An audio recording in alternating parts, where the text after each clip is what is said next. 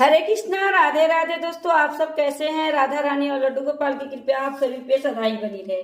आज की वीडियो में आपके साथ शेयर करने वाली हूँ हनुमान जयंती के दिन हनुमान जी की पूजा कैसे करें। हनुमान जयंती हनुमान जी के जन्म दिवस के रूप में मनाई जाती है, जो चैत्र माह की पूर्णिमा तिथि को आती है। इस वर्ष हनुमान जयंती 12 अप्रैल दिन शनिवार को मनाई जाएगी।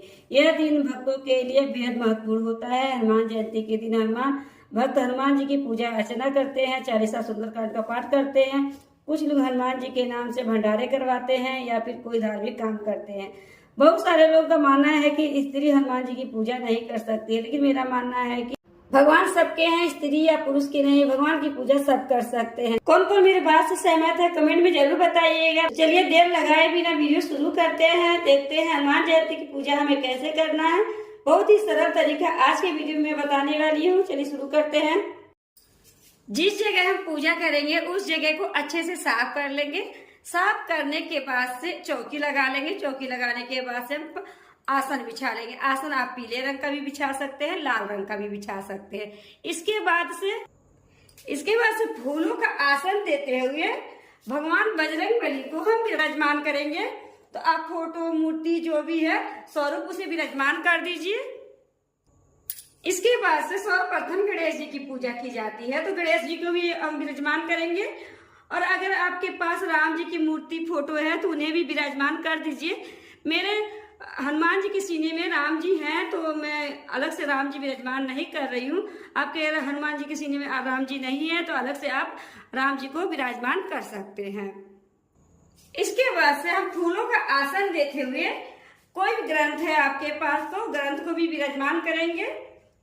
अगर रामायण का बुक है आपके पास तो रामायण को भी विराजमान कर सकते हैं। सुंदरकांड है तो सुंदरकांड को भी विराजमान कर सकते हैं। रामचरितमानस मैंने विराजमान किया है हुआ है। अगर आपके पास हनुमान चालीसा है तो हनुमान चालीसा भी पूजा में जरूर शामिल करें। इसके बाद से हम दीपक विराजमान करेंगे। तो सबसे पहले हम दीपक जला लेंगे। दीपक हमारी पूजा का साक्षी होता है, तो सबसे पहले दीपक जला लेना है हमें। दीपक घी का जला सकते हैं आप, चमेली का तेल का भी दीपक जला सकते हैं। इसके बाद से हम सीधे हाथों में फूल ले लेंगे और संकल्प लेंगे, हे हनुमान जी हमारी पूजा में जो भी गलती रहे उसे क्षमा करिएगा और हमारी पूजा को स्वीकार करिएगा और हमारी मनोकामनाओं को पूरी करिएगा। इस तरह का संकल्प लेते हुए हम पूजा शुरू करेंगे और फूलों को है जो हम भगवान के चरणों में अर्पित कर देंगे। थोड़े से गणेश भगवान के चरणों में और हनुमान जी के राम जी के नाम से भी चरणों में हम अर्पित कर देंगे। इसके बाद से हम भाव रूप से स्नान करा लेंगे, जल के छींटे देते हुए फूलों की सहायता से।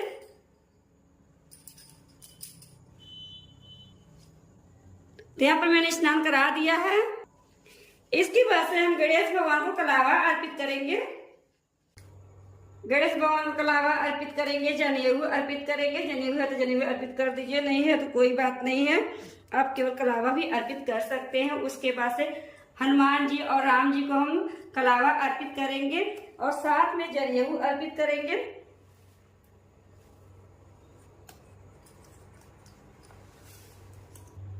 राम जी के नाम से भी हम जनेऊ अर्पित करेंगे। अगर हनुमान जी को खुश करना है तो राम जी को भी खुश करना पड़ेगा, इसलिए राम जी की पूजा भी अवश्य रूप से करें।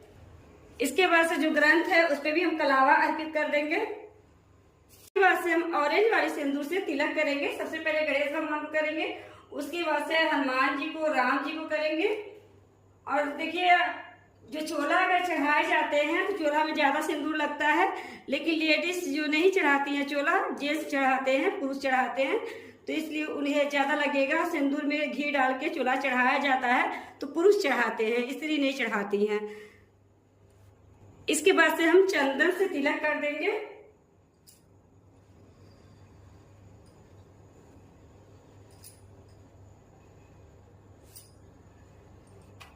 अक्षत अर्पित कर देंगे, गणेश भगवान को कर देंगे और जो हनुमान जी है राम जी के नाम से भी अक्षत अर्पित कर देंगे।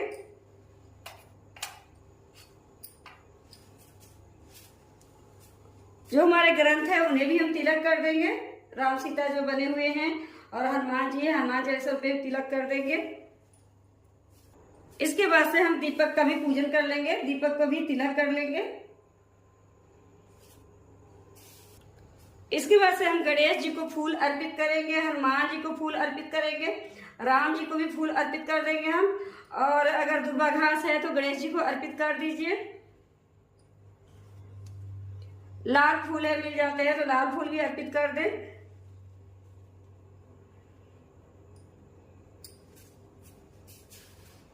जो ग्रंथ है उस पे भी हम फूल अर्पित कर देंगे। इसके बाद से हम गणेश भगवान को भोग अर्पित करेंगे। गणेश भगवान को अलग से हम भोग अर्पित करेंगे क्योंकि इनके भोग में तुलसी पत्र नहीं डाले जाते हैं। राम जी और हनुमान जी को अलग से हम भोग अर्पित करेंगे क्योंकि इनके भोग में जो है तुलसी पत्र डाले जाते हैं। तो भोग के साथ जल जरूर समर्पित करिएगा। तो यहाँ पर मैं भोग में तुलसी पत्र डाल दूंगी और इसके साथ केला जरूर चढ़ाइएगा। हनुमान जी को केला बहुत प्रिय होता है तो केला का भोग जरूर चढ़ाए। ज्यादा ना चढ़ा पाए तो कम से कम 1 या 2 जरूर चढ़ाएं।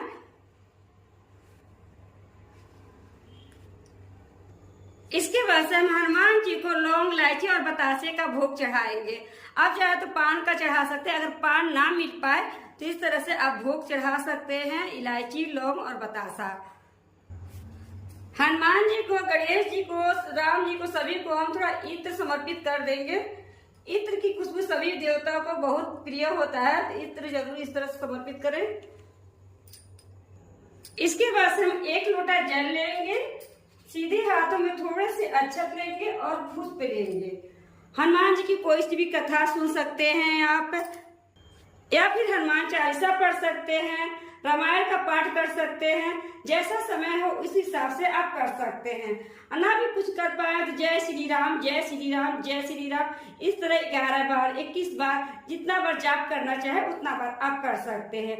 उसके बाद फूलों को जो है भगवान के चरणों में अर्पित कर देंगे। सबसे पहले गणेश भगवान के करेंगे, हनुमान जी के, राम जी के, इस तरह से अर्पित कर देंगे। थोड़ा सा हम जो है लोटे में डाल देंगे।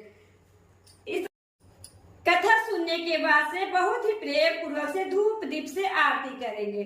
तो आरती अगर आपको हनुमान जी की आती है तो आरती आप कर ले, नहीं तो इस तरह से 7 बार घुमाकर भी आरती आप कर सकते हैं। बहुत ही प्रेम पूर्वक से हम आरती करेंगे। आप चाहे तो अलग से कपूर से भी आरती कर सकते हैं।